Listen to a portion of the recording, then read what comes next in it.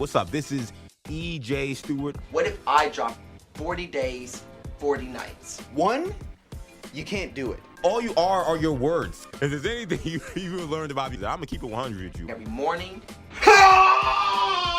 every night, for 40 days. Going to be a long 40 days this year. My skill shot will hold for your city for 40 days, 40 nights. Rest in peace to all my ops. For 40 days. If I can do that, then everything will be okay. You're the guy who can't finish a sandwich. You think you can go 40 days? This isn't normal! Oh, you're wrong, brother. I'm gonna go the distance. Let's go! Let's go is right. What's up? This is EJ Stewart. Welcome to 40 Days and 40 Nights. We are on night 6 of this odyssey of me, your boy, EJ Stewart, hosting 2 shows per day, 1 in the morning, 1 in the evening. Hence, we call it 40 Days and 40 Nights. We'll be doing this for 40 weekdays, Monday through Friday.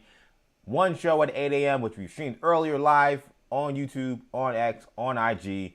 1 at 6 p.m., which we're streaming right now. This will be, again, IG Live, YouTube, and on X. A lot going on this evening. I got this game in the background, this BS I'm watching with the New York Knicks on Martin Luther King Day, a special day for the Knicks organization. They always host early games for the Knicks at MSG. On MLK Day, they're getting absolutely smoked by a shorthanded Dallas Mavericks team. They've cut the lead to 5 here. They were down just 20 a couple minutes ago. Unbelievable what's happening to the New York Knicks. If you want to get in the chat. Tell me what you're thinking about what's going on in the NBA.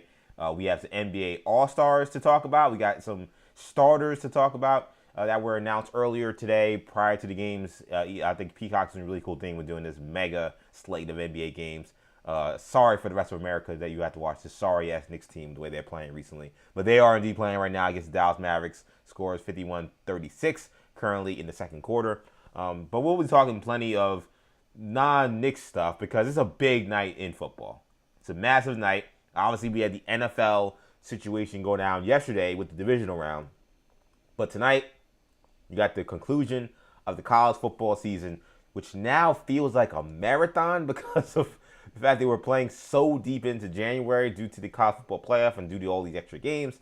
It's crazy to think this is a season that actually starts in August, and we're in January 19th, and we're finally finishing the season. But the season does end tonight. We'll be talking about the match between Miami Hurricanes and the Indiana Hoosiers. I'll be giving you my pick for tonight's ball game. That game gets kicked off a little after 7:30, so I'll make sure we're out of here well before then because I want to make sure you guys, of course, can watch that game because you know I will be watching my Miami Hurricanes getting it after it later this evening. So we'll talk about college football. We'll also talk about, there was an interesting story about the college football playoff I think I want to get to as well about the future, whether or not there'll be actually be an expansion because according to Heather Dinich yesterday, there is a stalemate still on what to do with the future of the college football playoff. I'll give you what I think should be the future of the college football playoff when we talk about this national championship game. I also want to talk about some NFL stuff because we got some hires. We got 2 hires. One we didn't get to mention earlier in the show because there was a lot of stuff going on with the Sean McDermott firing. So we had some breaking news. We'll update you guys in the latest on that.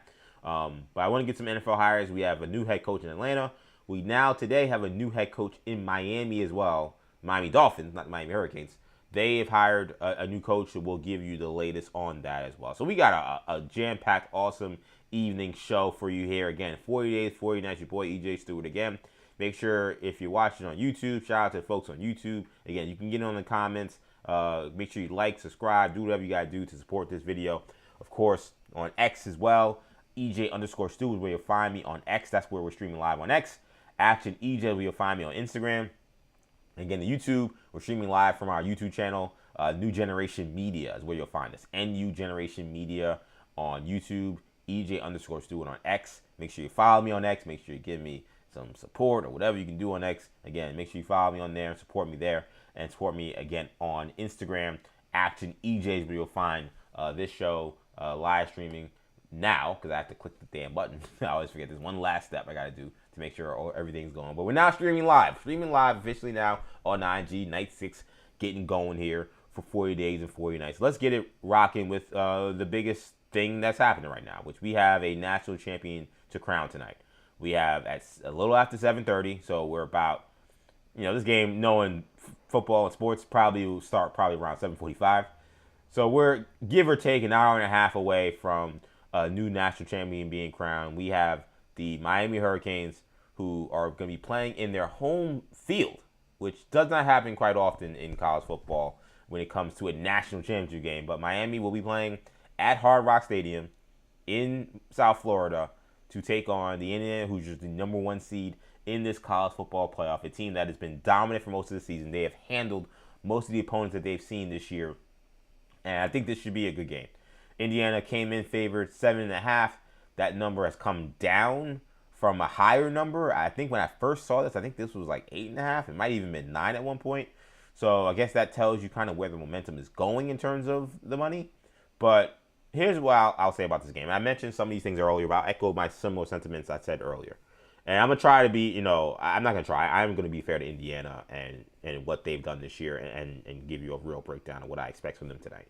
But what I'll say about this game is I get the big number, given who Indiana's been, and given it feels like they are playing their absolute best football at the best time. Like, I think their 2 games against Alabama and against Oregon were their best performances of the season. So to play that way in the college football playoff when so many other teams, especially the teams that had early buys, teams that didn't have to play in that first round for the last 2 years, those teams have struggled mightily. For Indiana to look this dominant, I think is a testament to how well coached they are. Curt Cignetti, we all know the story. Google me, right? This is a guy who's been really taking college football by storm with his ability to coach up a program that has been a doormat for almost its entirety. Indiana football was nothing prior to this, or really last year, when they had their first appearance in the college football playoff. This was not a program that at all was a power. And again, in fact, they were one of the bottom feeders of the Big Ten. And Curt Cignetti came in after having a lot of success at James Madison. He's coached around as plenty of other places as an assistant. He was an assistant on Nick Saban for a little while as well. He came to Indiana, brought in a level of discipline, a level of swagger. I think that is important to this story, and a level of excellence that nobody could have foreseen. Yes, they have gone to the transfer portal and they have overturned that roster, and they have done a great job with building a team up that did not have the talent to compete at the highest level. But it is also not like they went and got a bunch of guys from Alabama and LSU and Ohio State. That's not where they were getting these from. They were getting a lot of guys from his old stop at James Madison. So some people are trying to poo-poo the Indiana story, saying, oh, they paid for all these guys. They're not paying for top dollar for the best, quote-unquote, best players. They can be said that in quotation marks because they've shown these guys, in fact, weren't the best players that are playing at these other schools like LSU and these places that have underachieved. But nonetheless, they've done a great job of scouting, a great job of recruiting, and they have turned over a team that, again, used to be one of the worst teams in college football in terms of FBS. Now they're the best team, and they are perfectly deserving of the number 1 seed. I think when I think about this game, I'll flip it to the Indiana side, and I'll get back to some of my earlier Miami talking points. I think if you're Indiana, I think it's going to start with the run game. I think in terms of stopping the run, rather, not even their own run game. In terms of how Indiana wins this game, I think what you can't have Miami do is what they've really have done effectively for every game they've played, which they have dominated the time of possession. They kept Trinidad Chambers off the field for long stretches of the game. They kept Julian Sayin off the field for long stretches of the game. And it was a little bit of a weird back and forth game, but there were also stretches. They ran the ball well for most of the game against Texas A&M. And they were able to play the field position game against Texas A&M and make them have to drive long fields in order to score. And Texas A&M's offense was very up and down. I think if you're Indiana, you have to sustain drives offensively, number 1. You can't have too many 3-and-outs, but which means you can't have too many negative plays. But I think defensively, in order to get off the field, you got to win on first down. You cannot allow Mark Fletcher, who has been a sledgehammer for Miami this year, someone who is really the heart and soul of the team. But I'll be honest, I think for a lot of Miami fans, while I think everyone loves Fletch because what he's been through and his story, he's a phenomenal leader. But, he's not someone who's necessarily a home run hitter. He doesn't have the most pop when it comes to speed. And there are, whether it's Pringle, whether it's Marty Brown, there have been other guys in that backfield who have popped in sometimes in bigger ways than Fletcher has. And it just feels like Mark Fletcher he's just been a different guy since he came back from injury. And he has dominated these college football playoffs. I think if Indiana is going to win this game, they cannot allow Miami to simply get dominated time possession, allow Mark Fletcher to pick up 6-7 yards a pop and get that offensive line in a rhythm that puts Indiana on their heels. I think that's going to be a key for this game. Indiana's run defense, again, has been awesome throughout this entire college football playoff, so it's not to say that I should be too concerned if you're an Indiana fan, but the only thing I'll pause and say is that you've not faced top offensive line play when it comes to the run game or running backs. Oregon's running backs were hurt. Alabama famously had problems running the football late in the season, so this is going to be a different challenge for Indiana. Before I get into any kind of picks, it's why I think this is going to be a game. I don't see this as a blowout. I don't see this as, the spread is 7. Could it be a 7-point game? Sure, that's a close game. But I don't see a 21-point, 17-point blowout because I do think that this is going to be a different challenge for Indiana in terms of ability to stop the run. And they're going to have to do that first and foremost. I think while Carson Beck was phenomenal in that final drive to win against Ole Miss, he has been still, I think even during this playoff, he has been hit and miss with hitting some of these big throws, missing some of these guys. I think you got to put the game in his hands. You got to say, we're not going to allow Mark Fletcher and Marty Brown to just dominate time possession, allow Miami to play at their own pace. Miami had like 15, 16 play drives in these last few games. Can't let that happen again. You got to say, we're going to make Carson Beck have to make big plays down the field and challenge these Miami receivers and challenge that passing game to be as explosive as at times they were earlier in the year. We haven't really seen that explosiveness as of late. They've been much more of a running team in the second half of the season, especially during this playoffs. I think you got to see Carson Beck show that he can beat you vertically with Malachi Toney, with Daniels, CJ Daniels, and then I thought Keelan Marion had a phenomenal game in the last game. So that's what I need to see from Indiana. You guys have to run, and then of course they got to protect. I think the few times I feel like Fernando Mendoza has not looked like a Heisman, like a number 1 pick, has essentially been in games where he has had pressure in his face, where guys have been able to touch him, where guys have been able to rattle him a little bit physically, not mentally. He was fine. He's a tough kid. But just in terms of it wasn't as comfortable, wasn't as easy moving the ball. Ohio State was able to get pressure. Penn State got a lot of pressure, and they were that close to pulling off an upset because of the pressure they were able to apply on Fernando Mendoza. You got to keep Fernando Mendoza upright. You got to be able to handle what is going to be a ferocious Miami pass rush. Their pass rush, and again, these are things that Miami fans are telling people. People didn't really want to listen. They want to talk about all this other stuff, talk about SMU, talk about Louisville and all these other games. Miami's pass rush is for real, and they've showed up yet again in these playoffs. Ruben Bain has been a stud throughout these playoffs. Akeem Mesidor also a stud throughout these playoffs. And they got others too. Ahmad Moten's playing with an ankle injury, but he's been good in spots during this postseason, pass rushing up front. They got Lightfoot as well, Marquise Lightfoot, who's like kind of a third down pass rusher who can play all different kinds of spots on that line. Heatherman does a great job of applying pressure, great job of scheming up things. He'll also blitz Keontae Scott, who's also a major threat as a safety / nickel corner as a pass rusher as well. So if Indiana doesn't want to have the same success that they've had over the course of this postseason and of course this regular season, I think they're going to have to make sure they protect Fernando Mendoza. I think I could argue this will be their toughest challenge from that standpoint for this entire season, with this matchup they're going to have with Miami and their pass rush. And some of the things I said about Miami earlier, I think are true. I think on the flip side, for Miami, you do want to keep ball control. I think that's going to be an important thing as well. But I think defensively, you're going to have these corners hold up a little bit. Because like I said, I think Miami's going to have to get pressure on Fernando in order to win this game. They're going to have to make a couple of plays. They're going to have to probably get at least one strip sack fumble to turn the ball over to get them an extra possession. They're going to have to steal some possessions, I think, to win. So that means, yes, they'll be able to get pressure with 4 at times, but they're also going to have to gain some pressure too at different moments as well, which means you're going to have to send Keontae Scott. You're going to have to send some blitzers, Wesley Passaian from time to time. Passaian had a big sack in the last game against Ole Miss. When that happens, Miami's corners have to hold up because you know they're going to want to get the ball immediately out of Fernando Mendoza's hands. Fernando Mendoza has an extremely quick release, and his receivers have been absolutely money for him all season, whether it's been Becker, whether it's been Cooper, whether it's been Surratt. Their ability to beat man-to-man coverage, something that they struggled with in their playoff game, I thought, last year against Notre Dame sticky coverage. It's been, I think, one of the big differences in their team this season. They protect much better, and when they do face pressure, those receivers are able to get space and get open. So Miami, you're dealing with a corner situation where Xavier Lucas, their starting corner, is out for half. We don't know what Damari Brown's status is as of yet still, unless someone knows something I don't know. I know he was a game-time decision. We're coming up to game time. So we'll see what happens with Damari Brown. And then, of course, O.J. Federico played just 7 snaps last game against Ole Miss. He's a full go, apparently. He says he's ready to go, but I got to see it to believe it, right? He played. They say he was ready to go last week, and he played 7 snaps.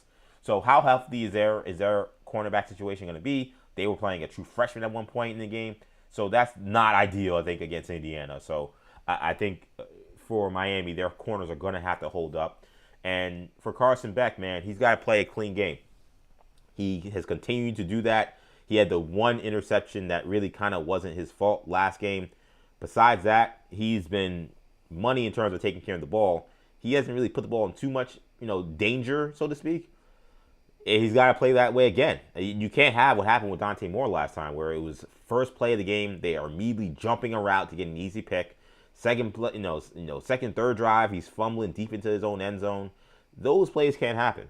And the reason why Miami has had so much success in this college football playoffs is because those things of biting themselves, or rather shooting themselves in the foot, those things haven't happened quite nearly as much as they were during their little losing stretch when they had lost 2 out of 3 and they weren't playing so great midway through the season.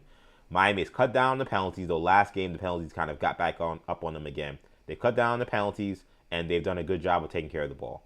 That's going to have to be the same thing today. You cannot be putting the ball on the ground. Malachi Tony's fumbled the ball a bunch of these playoffs. That can't happen. Again, I think you're going to have a lot of Mark Fletcher in this game. That means he's going to have high-end ball security. He can't put the ball on the ground. So there's going to be plenty of opportunities for the Knicks. For the Knicks. I'm watching the Knicks get destroyed by the Mavericks. They're now down 28 points heading into the half, 75-47. I imagine the Bluebirds are loud and vociferous at Madison Square Garden as I'm watching this game live, as I do this live stream here. But no, if you're the Hurricanes, you're going to have to take care of the ball in order to win. And Carson Beck, I feel like with the way this game's going to go, and the way I think Indiana's going to take away the run game, there are going to be probably 2 or 3 plays you have to hit. He hit Keelan Maryland when he needed to. That was a huge touchdown in the last game. He made the plays obviously in the last drive to win. There's going to be maybe, again, 2 to 3 plays where it's going to be up to him to hit these guys when they're open. He can't overthrow them. He can't throw them out of bounds. Some of these deep passes Miami hasn't quite hit during these playoffs. He's got to be money. He's got to be he can't be just a guy. He can't be a bystander in this game. Let me say that. Like, I think you can argue against Texas A&M, he was kind of a bystander. Against Ohio State, maybe you could argue he was a little bit also kind of like a bystander, though he was good. He was better than the Texas A&M game for sure.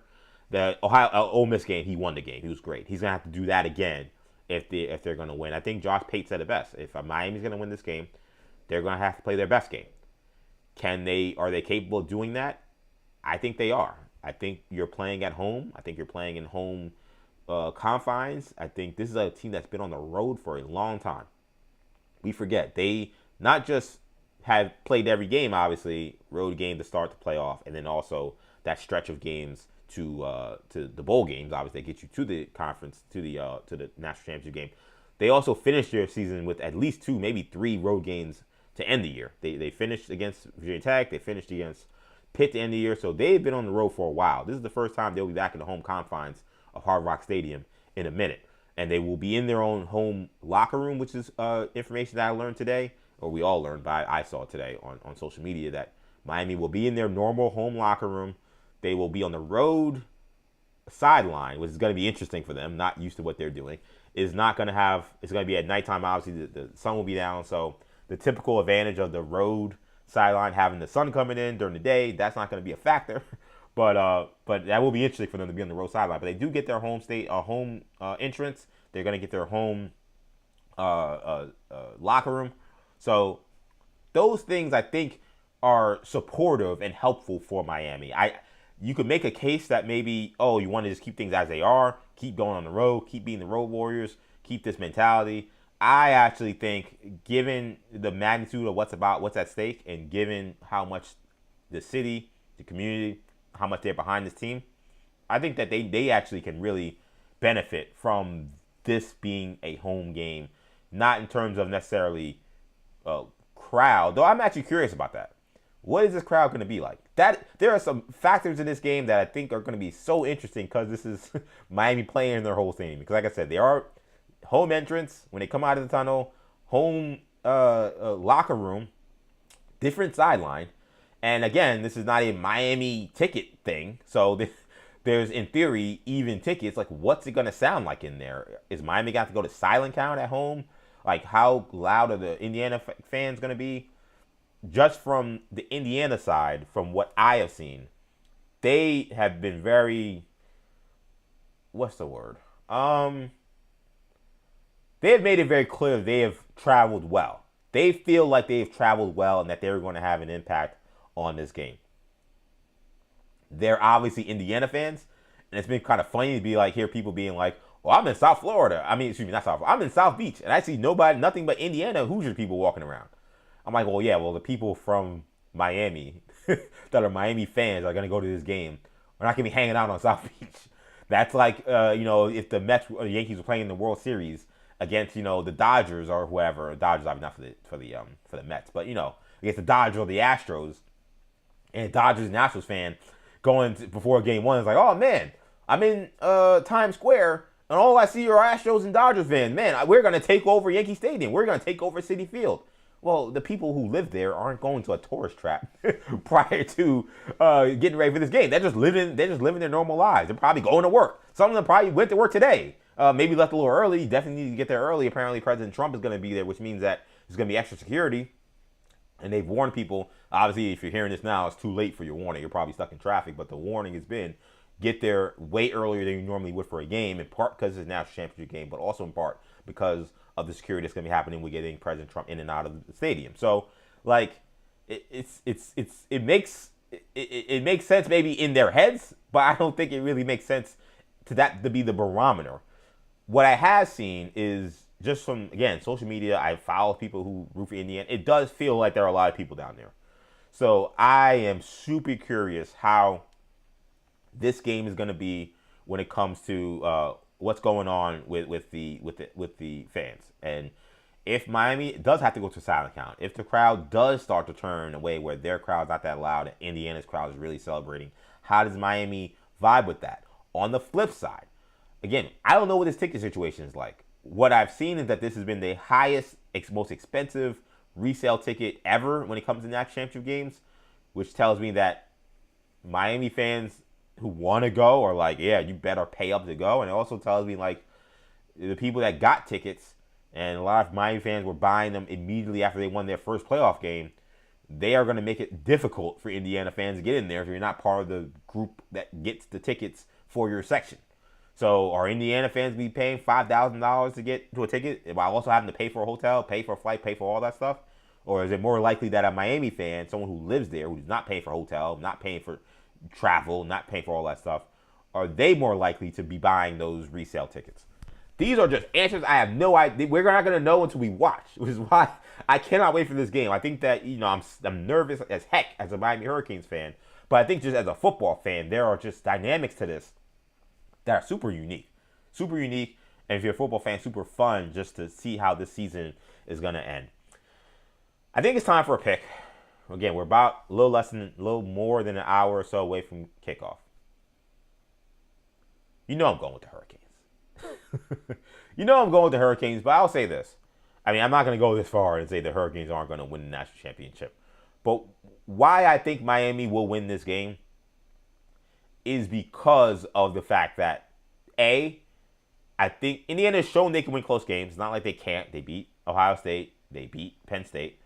But Miami is very comfortable playing in these kind of games. These nip and tuck games where there's going to be pits and falls, valleys and mountains in terms of how this game's going to go. And I think it's going to go that way. I think Miami will be more equipped to handle that late in the game than maybe Indiana would, where Indiana really only had one true game where they were really up against it to have the close and having to finish against Penn State. The Ohio State game, the guy missed a field goal that would have sent it to overtime, so we don't know how that game would have ended. Ohio State did everything they needed to do to get in field goal range to tie the game. They were close enough to maybe even try to win the game, and they weren't able to do it. So Indiana has not faced a game like this in a long time now. They've had a lot of blowouts. They've only had a few games that have been down to the wire. Miami's used to playing on the edge. So I think in a game like this where there's going to be some massive momentum shifts when those things happen, I don't think Miami will be flustered. Not that Indiana's going to be flustered, but I think that it's going to be an adjustment for them. I tend to think the Miami aspect of playing at Hard Rock will be, again, a benefit. We'll see. I could be totally wrong. Again, I think it's going to be very fascinating. It just seems like common sense that the Miami fans will outweigh the Indiana fans. And I think you're, as a home team playing in your home stadium with the energy and the vibe and the opportunity to do what you can do, I expect them to play with a lot of juice, play with a lot of, swagger, and I think that's going to benefit them as well. And then on just a football aspect to this, I think this is the first time Indiana's offensive line really has trouble protecting Mendoza.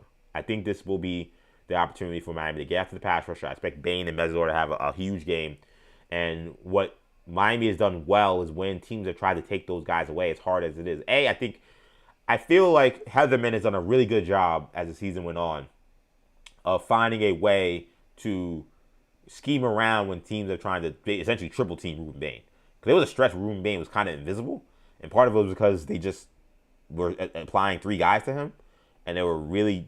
And then Akeem Mesidor actually got banged up during the middle of the year, too. So that kind of screwed up Miami's pass rush for a little bit. That was when they were struggling. So during that stretch, Bain's numbers didn't look that great. He wasn't playing quite as well. But a lot of it just because, they're putting 5 guys on him. What he wanted to do. So the other guys had to step up. I feel like before, they haven't been kind of just left those guys on an island and they weren't really producing. Now I think you're seeing a lot more creativity. They're putting Bain at nose tackle.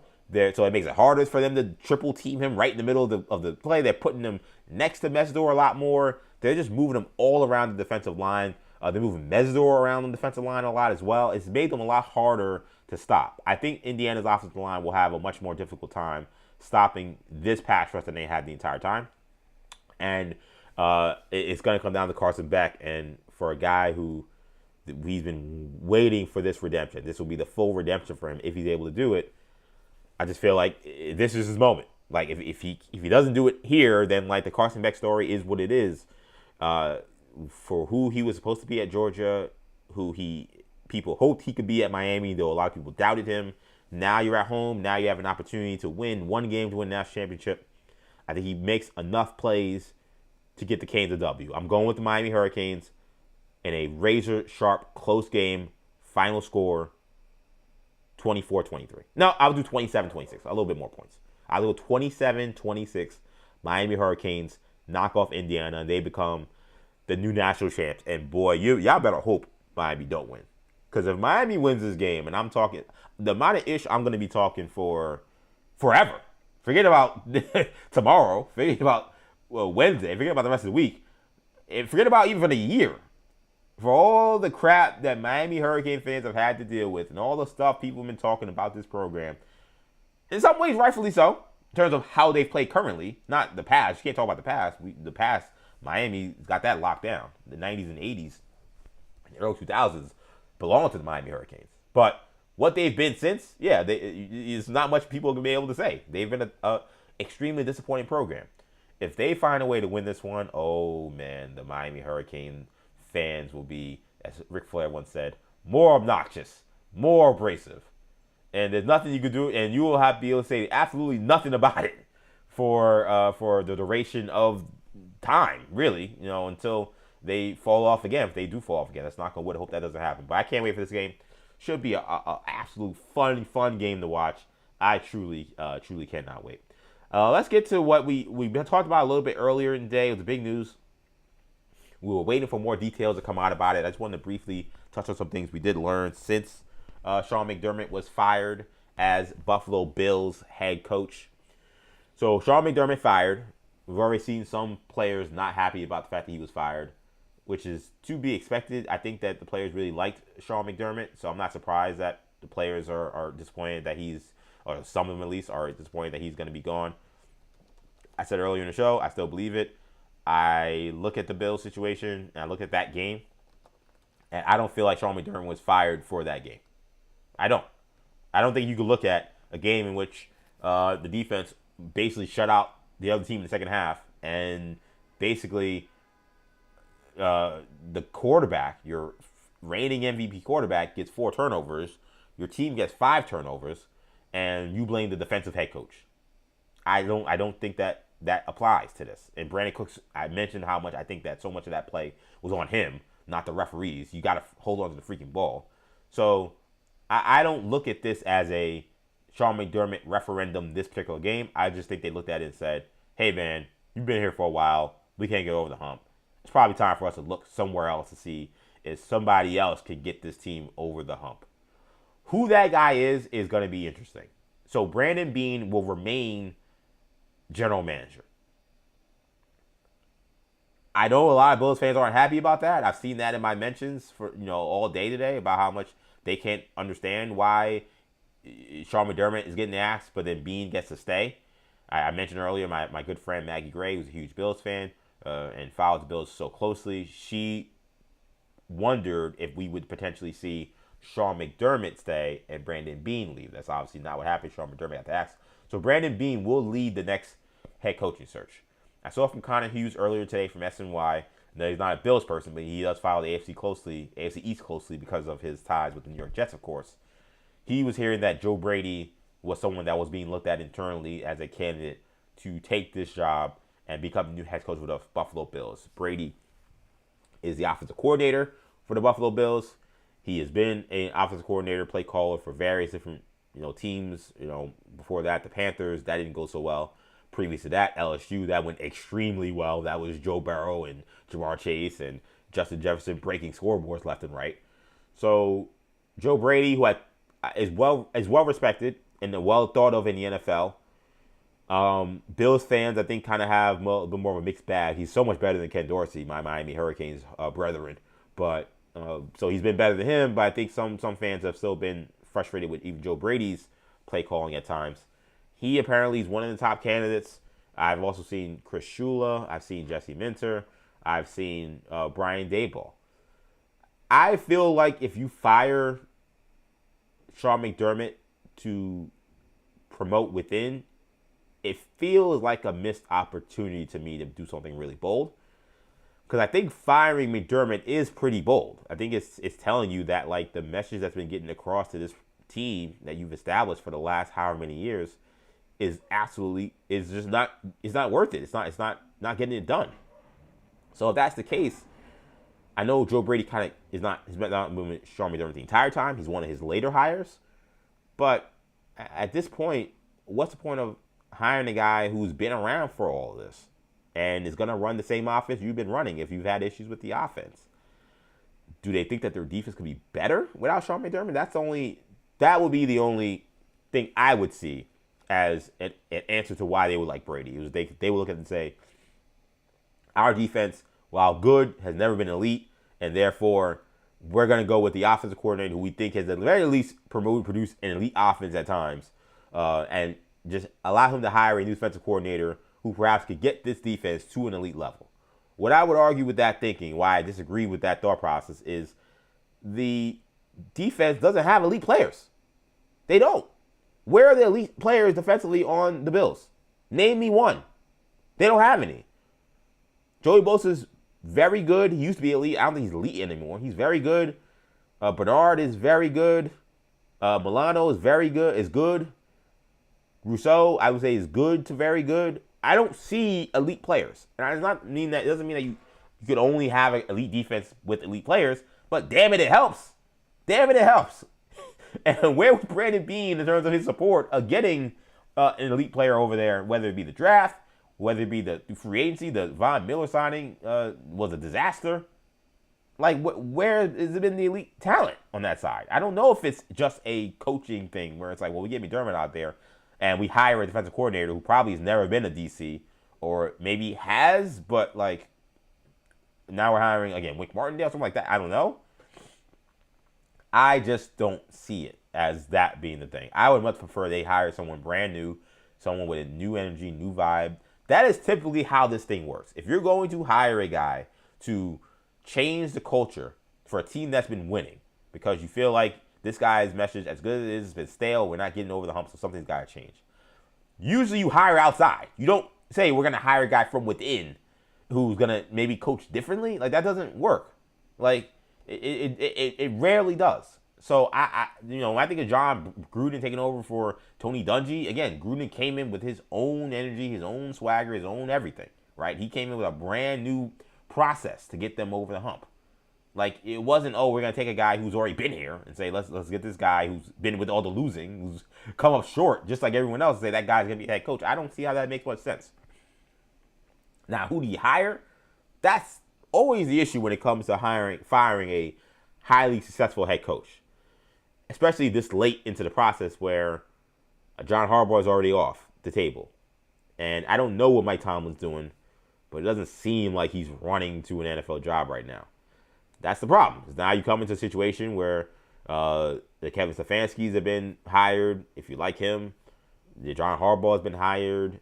And there are people who are down the line in terms of where they are. We'll mention 2 hires already, again, with Stefanski and also now Jeff Hafley, who's gone. Who is this guy who you look at least and make you feel good about? It doesn't mean that's the right hire, but at least you feel, okay, I feel good now that we made this hire that we can move in a certain way. I don't know who that guy is. Again, Brian Daboll, that job he did with the New York Giants, I wouldn't feel great about that. His offenses were putrid with the New York Giants. And I know he was the first guy to kind of get Josh Allen to this stardom that we've now recognized. But Josh Allen's come a long way since Brian Daboll. We're going to go backwards in terms of how they run their team, how they coach the team? I don't really think so. He's a different energy, a different attitude. He definitely brings a little bit of more abrasiveness. I think he wakes some guys up a little bit. But there were some issues in the Giant locker room with how guys were able to, for a guy who's supposed to be so tough, guys were getting away with missing meetings, coming late to practices, coming late to stuff. He was not disciplining guys the way he should. Maybe he was just playing out the string in New York because he knew it was coming to an end. But what we heard about how the end of the Brian Daboll era went would not make me excited about hiring him for a new job at all. So I'm not crazy about Brian Daboll. I'm not crazy about Joe Brady. I don't know where you go here. Is it someone like Shieldhouse from the LA? Maybe you get someone, a new offensive coach, new energy, new vibe, but now you're picking a guy who's never been a head coach. I keep talking about this guy, and I've said him a bunch, and I haven't heard his name linked to them. I would look at Mike McCarthy. That's who, if I was hiring, I want the Giants to hire him. I feel like I should be Mike McCarthy's agent. It's not that I even like him that much. I'm just being real about the candidates I see. And I'm trying to be respectful with, like, what he's accomplished in the NFL. I think we say, okay, you know what, we do need to change the energy, change the vibe. Give me a guy who knows how to run a program, knows how to win, who kind of understand maybe some things to keep in place and maybe some things to shift.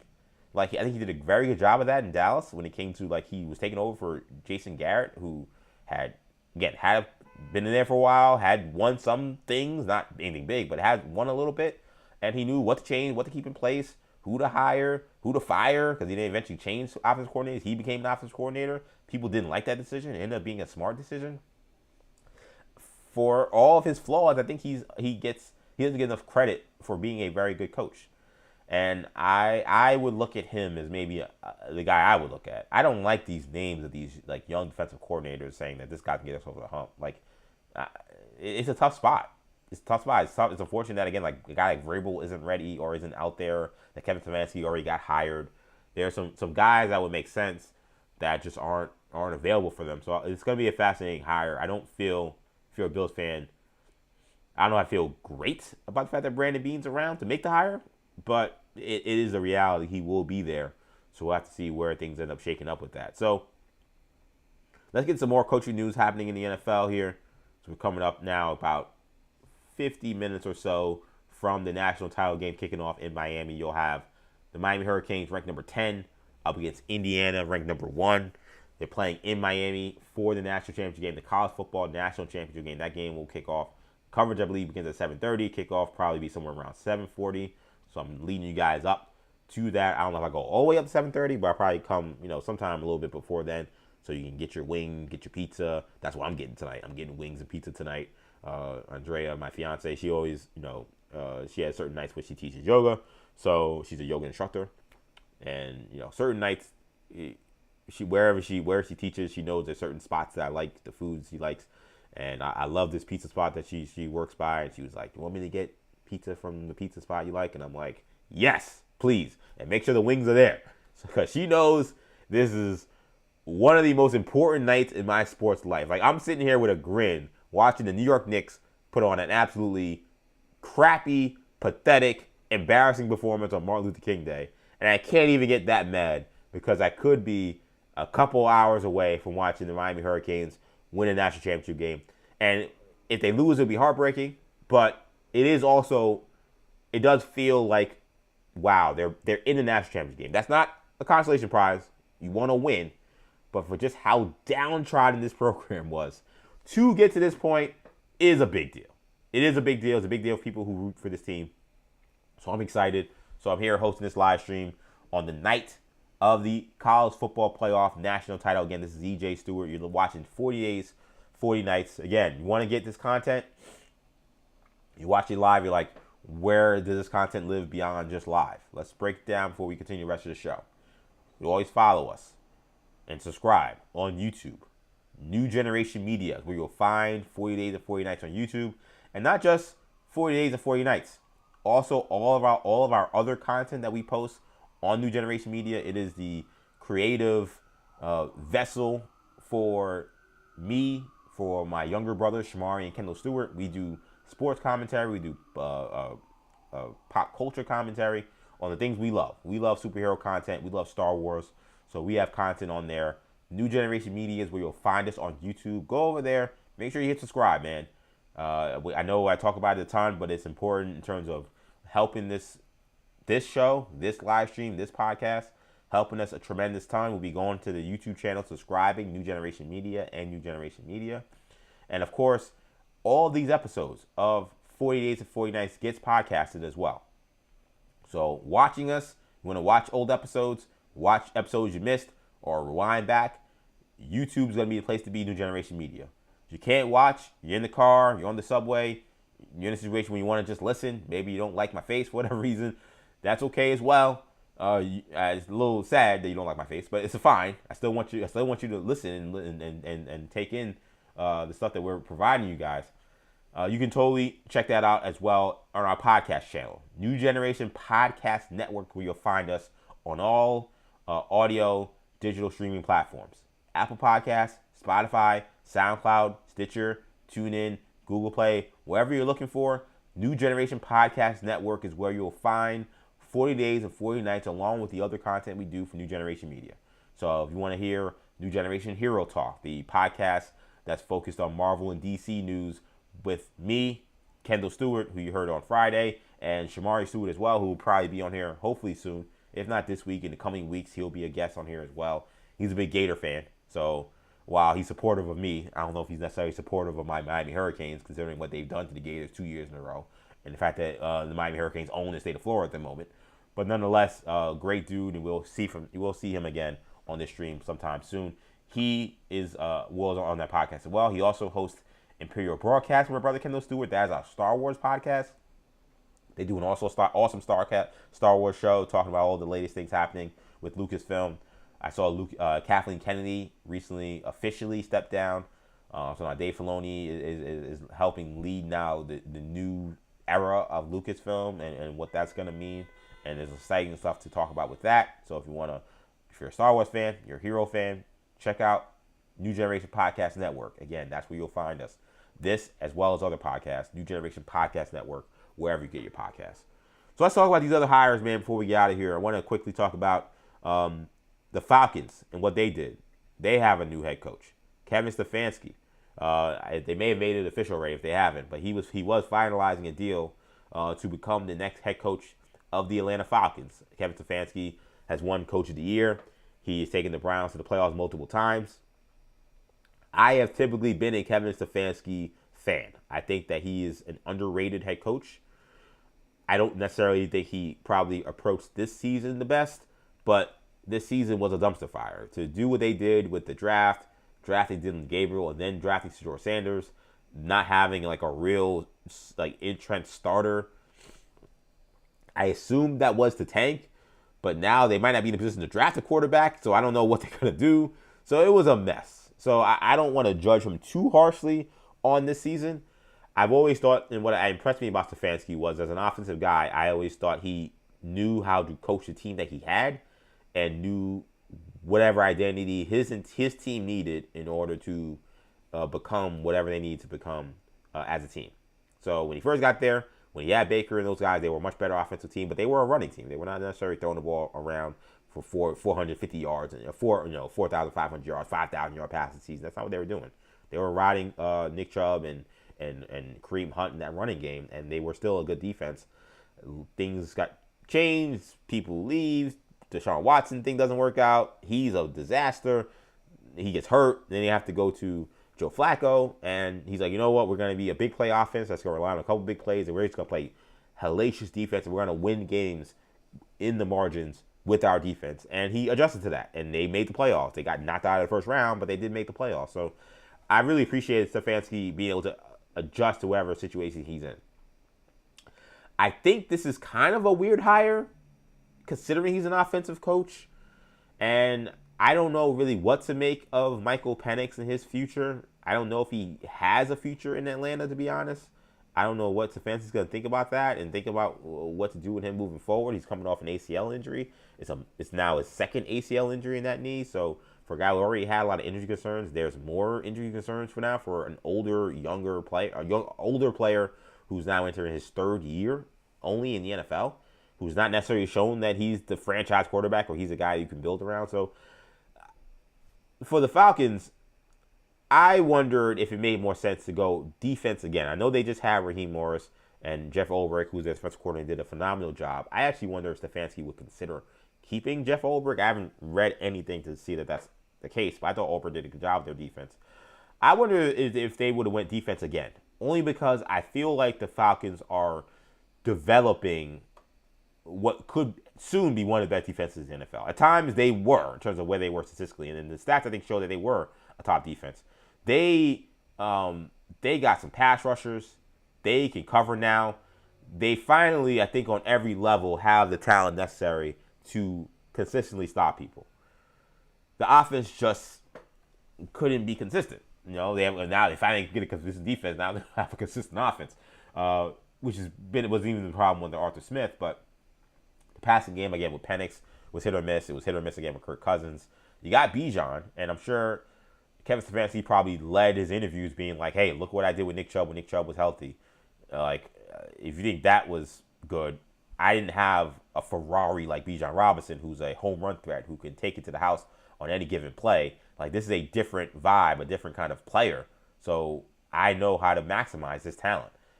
That's probably the selling point. And if it is, okay, I could see why you would maybe go that route.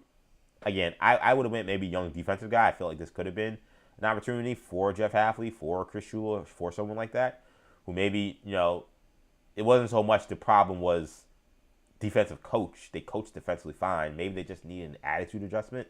Because they tried offense with Arthur Smith, and that was terrible. So I don't know if going to the offense guy was necessarily the best fit. Now, he was like arguably the second or third best guy available. So I'm not going to kill the hire.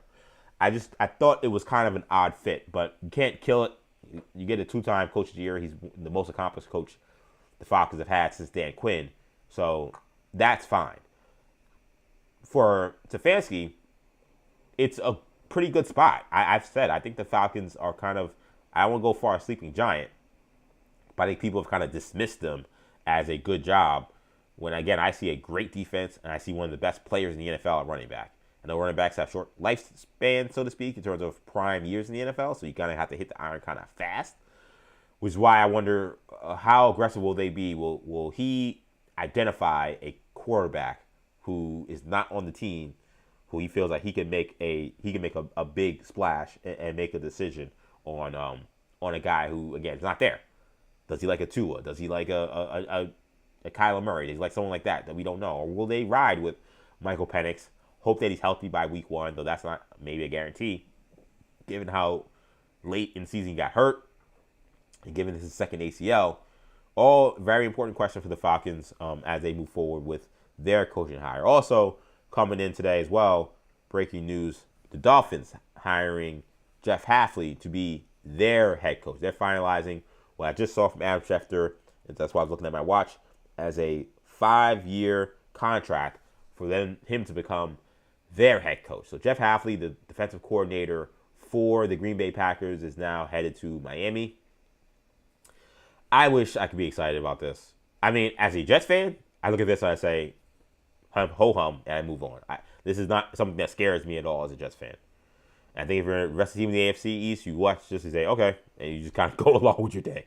I think if you're an NFC East team, you saw John Harbaugh get hired by the Giants, even if you feel strongly about it, it might not work. It at least elicits a reaction from you. I don't think this elicits any reaction from anybody that's a rival of the Miami Dolphins. That does not mean it's not going to be a good hire. It's just how I feel about it today. Hafley, because I know I know a little bit about the Packers situation. My brother's a huge Packer fan, so we talk a lot about the Packers. So he has sung Jeff Hafley's praises like most Packer fans and Packer observers have all season. The Packers' Achilles heel has been consistency on the defensive side of football. That has dated back to the years with Aaron Rodgers. I mean, years and years back with Aaron Rodgers, where they've had these elite offenses, but defense was like, That's kind of been their story. So they were finally trying to get off that hamster wheel. They got Joe Brady out of there. They brought in Jeff Hafley, who was a head coach at Boston College, who did not like where college football was going, like a lot of these guys, it seemed like, and maybe saw an opportunity, and more, this guy struck gold. He left Boston College. Who knows if you're going to ever survive that job. He was there for 4 years. He was 22-26, which after seeing what Bill O'Brien did this year, looks like he should probably get a statue outside of BC next to Doug Flutie. He was 22-26, left that job before they could eventually fire him to become the defensive coordinator for the Green Bay Packers, turned around their defense. Some of those defensive metrics aren't elite per se in terms of scoring and stuff, but when Micah Parsons was there, they were a much better defensive team than they were obviously down the stretch, and there were moments in the season where the defense legitimately looked scary. It was his first year there. I feel like if he had to stay more years in Green Bay, the defense would have continued to get better. So I am a fan of Jeff Hafley, the defensive coordinator. He has never been an NFL head coach. He has been a head coach, so that is something. I think it's probably better than him never having been a head coach, going from the coordinator to NFL head coach. But it's not like he won a ton, so that's something to think about with this guy, right? Again, I don't know the direction of the Dolphins, man. I don't really know, again, if you're a Dolphins fan, how you could really feel all that excited about the direction they are in right now. I know that their defensive coordinator, their new GM, who, by the way, was an executive with the Green Bay Packers, John Eric Sullivan, he, obviously, because he came from the Packers, it made sense that Hafley would potentially be this guy. It seems like a wrecking ball is coming to this roster. When they asked him about like the guys who are the kind of the true blue cornerstone pieces that they can build around moving forward, he listed wide receiver Jalen Waddle, tackle Patrick Paul, center Aaron Brewer, and running back Devon Achane. Did not mention Tua Tagovailoa because Tua, they getting him out of there. Did not mention any of the guys on that defense, partly because maybe they knew Jeff Hafley was coming and that Jeff Hafley was going to have to make a full evaluation of that defense and decide who stays, who goes. I think the Dolphins are going to be in like this weird gap year. That's the vibe I get. Is that he's going to go there. They'll probably, once again, next year win like 5 games. Maybe Ty Simpson's their quarterback this year. But also maybe, again, it's some veteran guy, some stopgap guy. And they're like, listen, Jeff, it might be a rough first year. We're going to have to turn this roster around. This is a full rebuild situation. Though I know Stephen Ross has talked about not wanting that to be the case. These people, as my friend Andrew Perloff says, if a front office member, owner, or coach is moving their lips, they're probably lying. So I don't necessarily buy this idea that the Dolphins don't know that they're in a complete teardown situation. That's what I believe.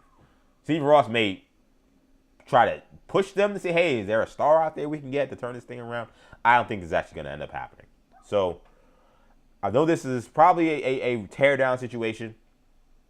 I think you go into next year, you probably have a rough year here, and then you hope you go into the next year, maybe you have a top pick in a draft that's loaded with quarterbacks and say, all right, now we're going after our Arch Manning or our DJ Lagway if he gets his act together at Baylor, or our Lodoris Sellers or one of these other guys. And now you say, okay, Jeff Hafley, this is your true year one. That first year was a mulligan. The team was terrible. We weren't trying to win. Now this is your first year one. But if you're a Dolphin fan, you haven't won a playoff game since 2000, which is incredible.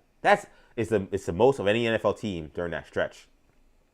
25 years without a playoff win is ludicrous. And I'm a Jets fan. That's insane. And that's why I keep talking about how I don't know why the Dolphins keep skirting this worst organization in definitely the NFL, but arguably in sports conversation. I know they on off years can make the playoffs and win 7 games, but to have 0 postseason success for an entire century at this point, we're at the quarter century mark, they've had 0 success in the playoffs. 2000 was the last time they won a playoff game. They have not won any since. For a whole century, you've had no success in the playoffs. None. I don't know how they don't get more conversation about being arguably the worst organization in the NFL. They've had a million coaches. This stat was fascinating too to me. This is also the 8th straight Dolphins coach to be hired with no NFL head coaching experience. I'm trying to guess who that last guy was. I would assume that's Jimmy Johnson, which, again, incredible. We're going back that far. The last time you had a head coach with NFL head coaching experience? Jimmy Johnson, really? I mean, that's a bad look. That's a bad look. So, and doesn't mean that this guy won't work, but you go through the head coaching history and you had no playoff wins in a decade, and during that time, all these coaches you've hired, the last 8 of them never had head coaching experience. I'm trying to pull up this list now to see if I can eyeball quickly. Of course, now my computer's frozen because this is always how this goes. Eyeball this list and see who the last guy was that had head coaching experience. Okay, so I gotta go to first year here. Let's see if I can sort this. It's always a fun game of doing this live on live stream. Okay, Mike McDaniel, no head coaching experience. Flores, no experience. Gase, no experience. Philbin, no experience. Sperano, no experience. Cameron, no experience. Saban, no experience. I don't think Dave Wannstedt was a head coach. Dave Wannstedt, that's what it was. So Dave Wannstedt was the last head coach. That was 2000. So I was close. Jimmy Johnson was next. So it wasn't like I was that far off when it came to who the last head coach was with any head coaching experience. So since Dave Wannstedt was fired, Dave Wannstedt also, he wants about a guy who probably there's a statue based on these last coaches. This guy had a 57% winning percentage. I know they didn't win a ton. I guess he only has 1 playoff win, in there. 2 playoff bursts I see here. They haven't won a ton, but they did at least win 1 playoff game when Dave Wannstedt was there. He's 42-31 as head coach, a 57% winning percentage. All these other guys that were full-time head coaches, Saban 46%, Sperano 47%, only 1 playoff appearance. Joe Philbin 46%. I didn't know Joe Philbin was there for 4 years. Oh my God, I couldn't believe it was that long. Adam Gase 47%, Mike McDaniel, Brian Flores 49%, and then Mike McDaniel 51%. I mean, Dave Wannstedt, he probably is yo, can I get a call? What's Dave Wannstedt doing right now? He probably should get a call, given how bad things have been for the Miami Dolphin organization. So it's been a rough go. So it's not. I'm a Jets fan. I have 0 love for the Dolphins from a fan perspective, but me talking as a commentator, talking as a sports guy. I would, if I could find something to be positive about the Dolphins, I wish I could find it. I don't really see it with this hire. It just feels like, and you can mark it here, January 19th, 2026. He just feels like the kind of guy that's being hired to eventually be fired. I don't know what the direction of this thing is. It doesn't feel like this is something that's going to turn around really fast. And in order for it to turn around, it feels like it's going to take a great deal of luck. I feel like it's going to take them being able to luck into the right quarterback and turn this around fast. Because I don't see the roster being something that's going to be able to be fixed quickly. There's no quarterback on the team that's going to turn this thing around, so you got to find that guy somewhere else and likely through the draft, and draft a crapshoot. So good luck to Jeff Hafley, man. Good luck. But I mean, hey, living in South Florida for years, being a multi-millionaire, you got a 5-year contract that's guaranteed. That's a pretty sweet deal. I'm not saying you shouldn't take it. Again, this guy has leveled up in a way nobody could have expected. If you were watching Boston College football 2 years ago, if you told the Boston College fans your head coach is going to be a NFL head coach in 3 years, they probably would have been like, oh my God, did he take us to the college football playoff? Did we win 10 games? What did he do in his last year that allowed him to get to the point where he was able to be hired by a head coach? And I would say he left your damn program. He just quit. He quit and became a coordinator in the NFL. You'd be like, wait, what? And now we got Bill O'Brien. We won 2 games last year. Yeah, that's your reality, BC fans. Probably quite stunning, but that is indeed the level up that Jeff Hafley made, and it ended up being a absolute boss move. Smart decision. And I wonder from a college football standpoint, will there be other coaches who make a similar calculation? Will they see Jeff Hafley and say, wait, Jeff Hafley was coaching at BC and now he's the head coach of the Miami Dolphins? Like, from a football standpoint, not the greatest job, but it's still the Miami Dolphins. It's still Miami. It's still the NFL. I mean, do I really want to be coaching at? I hate to name schools, but like, I'm not going to name these schools. I don't want to be too messy. Do I want to be coaching at Baylor? I'm sorry, Dave Miranda and Baylor fans. I couldn't think of somebody. I was thinking of somebody who's kind of like a middling program. They're much better than BC. They've obviously had a Heisman. They've had 10, 11 win seasons. They have more success than BC of late. But I mean, if you're a Northwestern head coach, if you're one of those schools, you're coaching at Mississippi State, or Jeff Lebby, or you like, who wants to be his offensive coordinator and see if I can parlay this thing into an NFL head coaching job? Because again, a lot of these college football head coaches are talking about how it's not all that much fun coaching college football right now because of the nature of the transfer portal, nature of everything going down with NIL and the legal system getting involved, President Trump getting involved with executive orders. It's a mess. It's the Wild Wild West. There are no rules. We mentioned last week how Darian Mensah went from Duke. He had a fully guaranteed contract, and he's able to just break it and enter the transfer portal and likely go to Miami because Miami bought him out and it has the money to get him. And with no rules, no collective bargaining, this is the kind of thing that continues to happen. So a lot of guys are trying to get out. So I'm wondering if you're a head coach in college football for a middling program and you don't got to try to win the national title, do you look at yourself and say, man, I can make what maybe appears to be a step back and become a coordinator in college football, in the NFL rather, but if I do a great job, I can parlay this thing to an NFL job.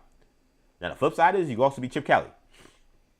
Chip Kelly left Ohio State. He left UCLA as a head coach to be an OC because he was tired of doing all the stuff that what it requires to be a head coach in college football for a place like UCLA, kind of like Boston College, right? A middling program.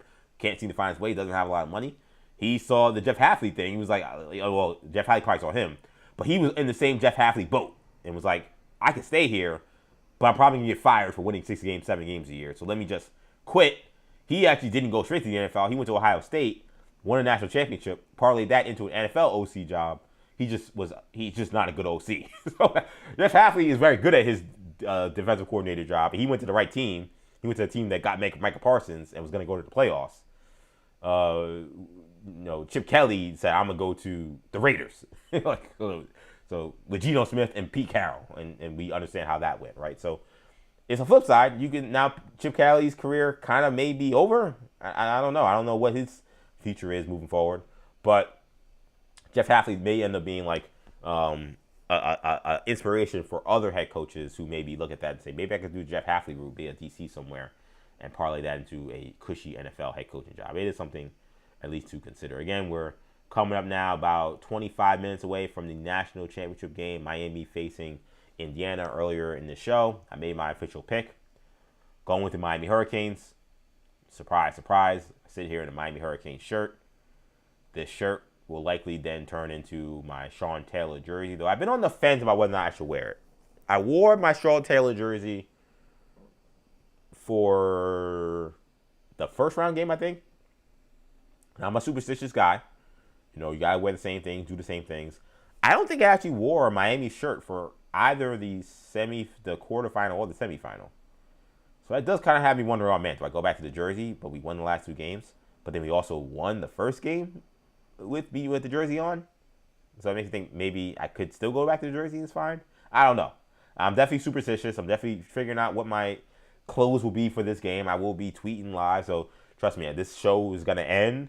Night 6 will end. We'll get ready for day 7 tomorrow. But trust me, there will be plenty of me on social media talking about this game. And Lord help y'all if Miami win this game. I'm going to be talking crazy if Miami wins this game. So, and they win a national championship. So that game's happening coming up. There was some details I thought that were interesting about the college football playoff. That they've been meeting this past week in South Florida. and we're once again at a stalemate. We still don't know the future of the CFP, and the deadline is Friday for them to come to some kind of decision on what to do with the college football playoff. There is a situation where you got the SEC and the Big Ten. When it seems like where they stand at this point, those two teams, or conferences, will have the final say in what the future formatting is going to be of this college football playoff. They hold all the cards, they have all the money, and it seems like the rest of college football is kind of just waiting to see what they do. As of right now, though, Greg Sankey, the SEC guy, and Tony Petitti, the commissioner of the Big Ten, they're yet not seeing eye to eye on how this is going to go. And the thing about this is, if they do not come to an agreement on how the college football playoff should be expanded, then there will be no expansion, and it will stay at 12 teams through next season. There will be another year, 12 teams. The only changes to the rules will be the insane rule that they added that nobody knew about, it seemed like, or forgot about, that Notre Dame gets an automatic spot simply because they're Notre Dame. Like, as long as they're in the top 12, they can't be jumped by anybody else. If they're top 12, that's essentially an automatic bid for them, which is ludicrous. I don't know why the hell that anybody agreed to that. And it didn't seem they got anything back for it. Like, you think, oh, wait, what's the compromise that came with it? I don't see anything happening for these other conferences that makes it beneficial. We still may not get expansion, so you didn't get expanded. You did not get any, more like, like guarantees for like the Big 12 or the ACC that you'll even get somebody in there. It was very touch and go whether or not the ACC was going to get anybody this year. That could very well be the Big 12 next year or any other year, or the ACC in any other year. So other than that, everything else is going to be the same. And right now, it seems like, and this is from Heather Denish's reporting, there's overwhelming support in the room for a 16-team playoff to begin as soon as 2026, sources said. But the Big Ten won't agree to it unless the SEC agrees to a 24-team format 3 years later. Sankey and Mississippi State President Mark Keenum, the chair of the CFB's Board of Managers, have stated publicly that the SEC would prefer a 16-team model. Sources said Sankey doesn't want to commit to a 24 field now. Sankey wasn't immediately available for comment. A 24-team tournament sounds awful. I don't know who the hell wants that besides the Big Ten. Because they have a million teams in their conference, I guess I feel like this is their way for some of those mediocre teams to get like some love that they would not normally get. The Big Ten has been so top-heavy, where yes, their top teams, okay, they're getting their spots, but none of them middling teams. They never have any teams on the bubble. They don't have a Michigan or any of these other teams that are trying to fight to get one of those last spots. They're never in that conversation because the conference is. They'll probably say there's so much parity. I would tell you it's just not that deep. So they're saying, well, go to 24 so we can get the Iowas and the Illinois in there. Newsflash, Big Ten, nobody wants to see Iowa and Illinois. I'm sorry. If they make it in a 12-team playoff or a 16-team model, that's fine. I have no problem seeing those teams. But nobody really wants to see those teams play when we are going to watch them play all season and win 8 to 9 games. That's not, to me, playoff or championship caliber football. I don't know. I know why they're doing it, but I get from the SEC standpoint why they're like, F out of here. No. And I'm not someone who's ever stumps for the SEC, I think. But I don't think anybody wants a 24-team model. And I think you do get to a standpoint where it's like, at what point are we somewhat concerned about player safety? Like, Miami is about to play, its 15th or 16th game this season? Yeah, 16. They're 13-2. 16th game. Indiana playing their 16th game? These are college kids still. It's a lot of games. Like, I think at a certain point, I do say, okay, how many? It's only a couple teams that play 16 games, a couple that play 15, a couple play 14. Do we want so many teams playing so many extra games? I don't know if that's necessarily right. And for the players, I don't know if that's necessarily. And now this is not for all the players because 99% of them won't play in the NFL. But for the ones that do, I don't know if I want my wear and tear to be wasted playing in a college football playoff when I'm a 21st seed. For what? We're not going nowhere. We're not going to no damn national championship. Like, I think the what makes the magic of March Madness is seeing the small schools go up against the big schools in a sport where there are less players on the field, so therefore they have more of an impact. So a Jimmer Fredette, that's not really a Cinderella story, but a Jimmer Fredette or one of these guys from a smaller school, if these guys can go and have monster showings in the NCAA tournament and win 2 or 3, Steph Curry, even though he's on a team that's not nearly as good as Wisconsin or Georgetown or Gonzaga, he can, because he's so great, he can lead his team on a magical journey, and that's the fun in that. There's not going to be magic in the 2014 playoff. We just watched James Madison play in the college football playoff, and they got destroyed. We just watched Tulane play in the college football playoff. They got destroyed. That magic doesn't exist. If there exists, you're talking about a Boise State team who's like ranked in the top 5. Those teams that end up being really good with Ian Johnson and the Utah teams coached by Urban Meyer and Kyle Whittingham. Like, those teams, okay, yeah, those teams can make some noise. Those are few and far between. And those are the small schools. These middling power conferences, and I'm not even just picking on the Big Ten. There's a middling ACC team that's going on a 5-team run to a conference, to a national championship game. There's not a middling SEC team doing that. Like, it's totally pointless. Everyone wants more money, which is why this thing sucks, and why an aspect of college football that always is. It's part of the reason why we have this thing, which is fun, but also part of the thing that sucks about it is everyone's just doing everything just with their hand out for the mighty dollar. They want to just get more bread for everybody to spread it around so everybody can get rich and line their pockets. But for the sake of ruining a thing that I think is pretty good. I'll be real. Like, I've gone back and forth, and maybe, last year I was more for expansion. This year I'm kind of less, and last year Miami was just left out. This year Miami was just left in. So I totally get the hypocrisy in that. But I do think, kind of stepping back, seeing both sides now, I kind of feel like 12 is okay. Like, the only thing that you could argue, which I would be fair with, maybe you argue, hey, listen, like, that long layoff thing is a problem, and only Indiana solved it, and it shouldn't be a thing where you're a top team and you're at this massive disadvantage, it appears. You want to argue that to go to 16, I'm fine. And 16 is not a crazy expansion. So, like, I can live with 16. Okay, 4 more teams, fine, we move on and keep it there. So, I get that. Again, 24? Like, what are we doing again? What are we, Jack Bauer? I know Kiefer Sutherland got in a little trouble with his arrest that he had over the weekend. But, I mean, like, again, 24? What are we doing? I don't think anybody wants to see this. So, I kind of hope this deadline passes. I'll be real. Like, if it means that we got to have 16 that's going to go to 24 in 3 years, I'd rather not see a 16-team expansion. I'd rather just keep it where it is. And I think the SEC is holding firm because I think they want expansion. I think everyone seems to like 16 except for the Big Ten. But I don't think they have this impetus to have to move to 16. Their teams are typically getting in. I know, like, Texas and Vanderbilt are gonna, like, we're crying to the whatever, but, like, they still got a lot of teams in, man. They still got Alabama, they still got Oklahoma, they still got Ole Miss, they still got Georgia, they still got all these teams. So they're being taken care of. Their great teams are getting in. Texas A&M, even the teams that are slightly below great are still getting in. So I'm them. I would keep doing what I'm doing. I'm like, no, you're gonna have to give me a good reason to go to 24 for the sake of your average ass teams if I'm the SEC. And again, I'm not an SEC guy in terms of, like, stumping for them, but I think they're right on this. And I think for the sake of just what's best for college football, I don't think that going to 24 is best at all. So coming up in the end here real quickly, just some housekeeping. Again, I mentioned earlier, All-Star game selections are beginning. Earlier in the day, we did have our All-Star selections announced.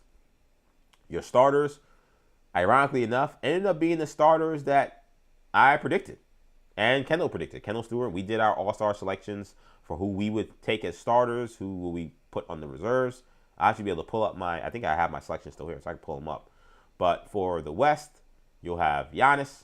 I'm thinking Giannis and Wemby. You have Wemby, you have Luka, you have Shea, you have Nikola Jokic, and you have Ant-Man.